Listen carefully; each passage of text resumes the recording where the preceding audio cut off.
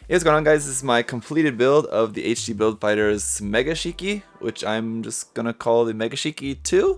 So, I know it's not a very creative name, but I've changed up some bits of this. If you guys saw in the work in progress video, it hasn't really changed a whole lot, except for just the colors, obviously. And I know the first question everyone's gonna be asking is, what's with the red leg? Well, that was actually just for style, really. There's no really point to that. You may be thinking that it's supposed to be that kind of thing, like it lost its leg in battle or something and it's a replacement leg or something like that, but no, I didn't really have that in mind per se. It's basically just for style points. That's really, there's really nothing more to it other than that. I can't take full credit for the idea because actually I got the idea off of Twitter. I saw this Twitter user with a frame arms girl kit painted with a red leg like that, and I thought that looked pretty cool, so I thought, okay, I'll go with that. To be honest with you guys, I struggled with the color scheme for this for quite a while, because as you know, this was like a test kit for trying out the SMS paints. So again, thank you to SMS Scott for sending those to me. I'll talk more about the paints here in a minute, but I was limited to just the colors that he sent, which was basically just red, dark blue, white, black, and the color shifting color. So I was trying to use all of them and nothing other than just those colors, and so I was pretty limited in that. So I was basically, I could mix them, but without any yellow, that did also limit my options quite a bit as well. So this is just what I came up with after thinking about a lot of different color options. I just thought this would be pretty cool ultimately, and I'm actually really quite happy with it. I do like how this came out. I really only ended up using a little bit of the color shift paints, and that's just on a couple spots on the red leg. You'll notice if you look closely, there's a couple little like rectangles that I could just masked off and sprayed that on there, so it just adds like a little bit of an effect on there. It's sort of like it's not really camo, but I guess that's kind of the closest thing you could really compare it to. I don't really know what else to call it, but there's just a couple of squares of that on among the red there on the leg, but that's pretty much it. Otherwise, I was just really having trouble getting that to kind of blend with the look of the kit. It just didn't really fit in my opinion, at least for like the color schemes that I was considering for it. Could have gone with something much darker. If I would have painted the whole kit in either like black or that dark navy color, then it probably would have been okay with that color changing paint over it, but I just didn't really want that look. That would work really well for like a Banshee or something like that, but for this particular kit I didn't want to go that route. I didn't want to go so dark like that. But overall, yeah, I'm pretty happy with how this came out, and the decals is just all custom decals. It's just a mix of a bunch of different high-Q decals. The two marking on the front of the shoulders, that's actually a Machine and Krieger decal set. And then, yeah, just little modifications that I made to it. Obviously, I just scratch built the little connector part there on the front of the crotch for holding the kind of mega beam cannon. Again, that's inspired by the XS Gundam, so that's what that is supposed to be about. I don't know if that's really going to be looking all very appealing to everyone. That weapon is from the Eastern Weapons, I think is what it was called. That was just an extra one of those. It's basically the same weapon that comes with the Double Zeta 2. And then just built a little thing on there to include the disc radome on that. That's just from Bandai's radome parts set. And then changed out the backpack a little bit to hold the beam rifles, which I've just turned into basically just kind of beam cannons on there. I had the one from this kit, and then I had another one from a different kit that was just kind of leftover extra parts. Snipped the barrels on that, so it's got a little bit shorter barrel on the end of it, and then just did away with the handles, and so I just turned those beam rifles into beam cannons there on the back. So instead of just the one big main center cannon, it has the two side ones there as well. And that's pretty much it in terms of like the major modifications for it. Didn't really do anything too much else. I had to mount the two big fuel tanks there on the back. Those are extra parts from a Biolarnt kit. Those are fuel tanks of Biolarnt Custom. Just had to mount those onto there. It wasn't really too difficult. Just had to do a little cutting, a little shaving, a little drilling. That's pretty much it.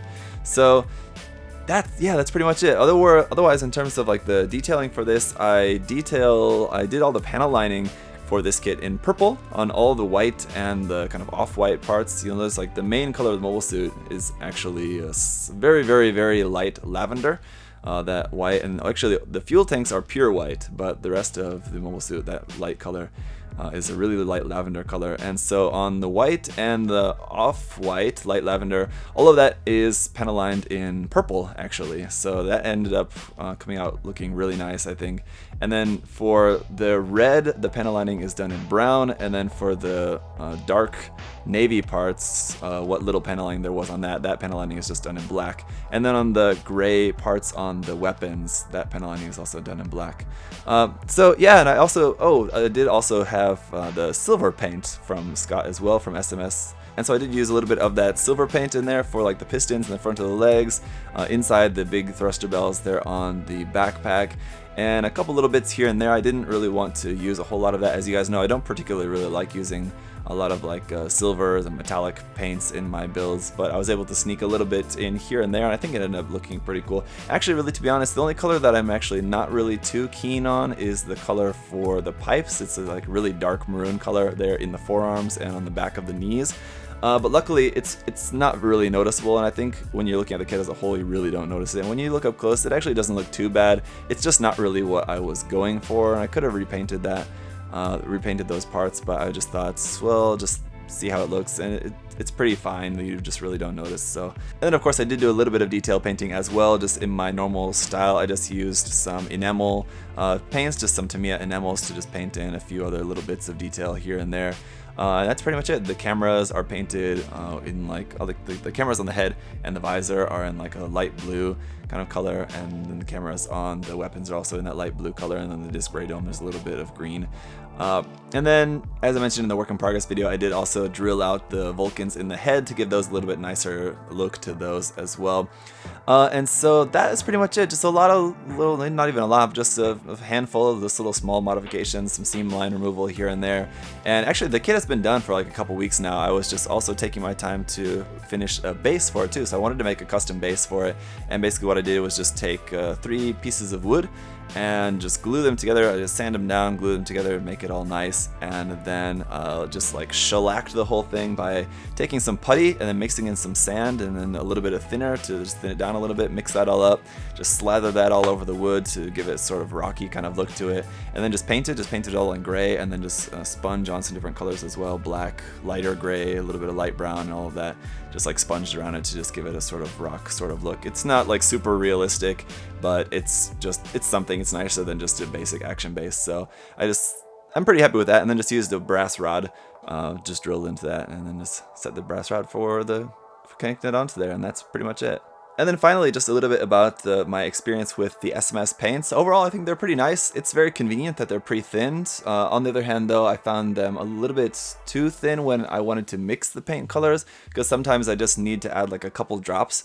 So it was kind of hard to usually what I do is just like dip a toothpick in the paint. If I need to add a couple drops of it, just like dip a toothpick and then just drop them into either the other paint bottle that I'm using or just directly into my airbrush cup. But in this case, it was kind of hard to do that. And I actually talked to Scott about it later, and he said that what people normally do for that is they use like an eyedropper, otherwise known as a pipette. I don't know, I just used to call it an eyedropper, but I know it's also called a pipette. Anyway, I just had never really ever thought to use that for paints. I used that for thinner, but I never really thought to use it for paint, so I didn't really think about that. But so because of that, I over-mixed my paints a couple times. I actually had to repaint some of the parts just because the color was just not really what I was going for, because I wasn't able to get that really fine-tuned mix that I was going for. So just keep that in mind if you are using the paints. That's just if you want to mix them and you need to mix just a little bit, just use a pipette instead of whatever other method you want to do, just like trying to pour a tiny bit of it or whatever else. So otherwise, spraying the paints was fine. I didn't really have any problem with that. They went on really well, and you can see that they're smooth. The colors look good. The colors are very strong, so just that's something to keep in mind as well, if that makes a difference one way or the other for you. Obviously, the price and availability of the paints is going to be something to consider as well. Fortunately for the people in the US Gundam Store is now going to be carrying them. And then obviously in Australia, where they're based, you can get them quite easily as well. Other parts of the world, you're going to have to be paying more for them. So I don't know, if it's something that you want to try, give them a try, especially if you're in the US. Now the US Gundam Store has them. You can try them out, see what you think for yourself. Overall, I had a perfectly fine experience with them, so I can recommend at least giving them a try. And with that, guys, I'll just wrap up by saying that I am planning to sell this kit, so if you're interested in buying this build, then send me a message. The best way would be just on Facebook, through Facebook Messenger, and make me an offer there. I had a lot of fun working on this, so as you guys know, that's kind of the big thing for me. I just kind of like working on stuff, and then I'm not really the kind of person that likes to just throw it up on the shelf to collect dust. I'd rather it go off to a good home, and then I just kind of recycle that money back into buying more kits or other stuff just here for the channel, so it's all helpful. If you guys have any other questions or anything that I maybe forgot to mention about, by all means leave those down in the comment section below. What do you guys think of it? Let me know. I always like to hear your guys' opinions, and feel free to be critical as well. If you guys have any critiques, something that you really liked or disliked, just let me know down in the comment section, and I'll of course read all of those and look forward to hearing from you guys. Thank you so much for watching, and that's a wrap on the Mega Shiki II. Pretty cool kits. I'm quite happy with this. So thank you guys so much for watching, and I'll see you next time. Bye bye. Thanks for watching.